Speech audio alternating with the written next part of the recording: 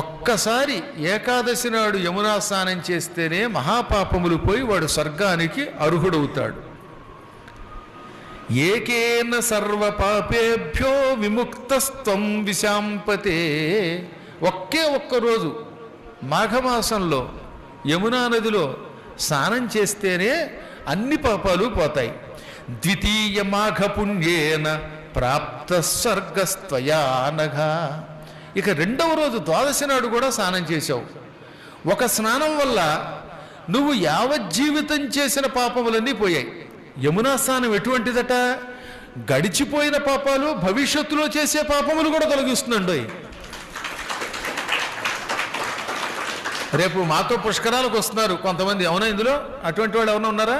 ఉంటే చేయొద్దండి ఒకసారి. కొద్దిమంది కనపడుతున్నారే. అటువంటి వాళ్ళు యమునా నదిలో పుష్కర సమయంలో స్నానం చేస్తే ఆనాటి వరకు చేసిన పాపాలు పోవడే కాక భవిష్యత్తులో తెలియక చేసే పాపములు కూడా పోతాయట.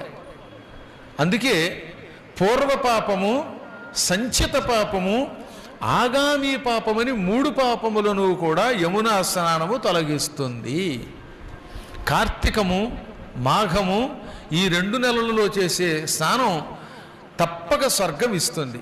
ఇంకా పుష్కర కాలంలో చేసే స్నానం అయితే విడిచిపెట్టకుండా 3 రోజులు పుష్కర కాలంలో స్నానం చేస్తే యమునా నదిలో 3 రోజులు వాడికి బృందావన ప్రాప్తి వస్తుంది. గోలోకానికి వెడతాడు, కృష్ణుడి సన్నిధానానికి వెడతాడు. నమ్మకంతో భక్తితో చెయ్యాలి, శ్రద్ధతో చెయ్యాలి. వాళ్ళు స్నానం ఏదో ఏడుస్తూ చేయకూడదు, బాబోయ్ అని నా మీద నీళ్లు వేసేశారు అని విసుక్కుని చేయకూడదు. ఆ స్నానం ఎలా చెయ్యాలట? నేను శ్రీకృష్ణ పరమాత్ముని శరీరములో ములుగుతున్నాను అనుకోవాలి. సూర్యుడు కూతురు కాళింది జలం ఇది అనుకోవాలి. కృష్ణ కృష్ణ కృష్ణ అనుకుంటూ అఘమర్షణ స్నానం చెయ్యాలి. అప్పుడు పాపములు పోయి వైకుంఠం వస్తుంది. ఇది యమునా స్నానం యొక్క ఫలం. యమునా నదిలో పుష్కర సమయంలో చేసే స్నానం గొప్పది అని మొహమ్మడంలో కూడా చెప్పేశాడు ఆయన. ఏమని చెప్పాడు?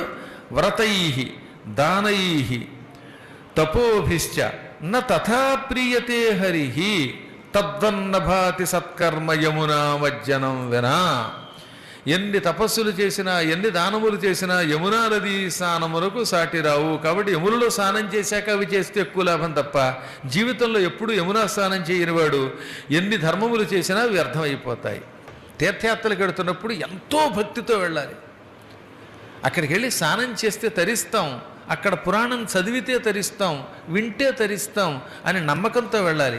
సగం సగం నమ్మకంతో వెడితే ఉపయోగం లేదు.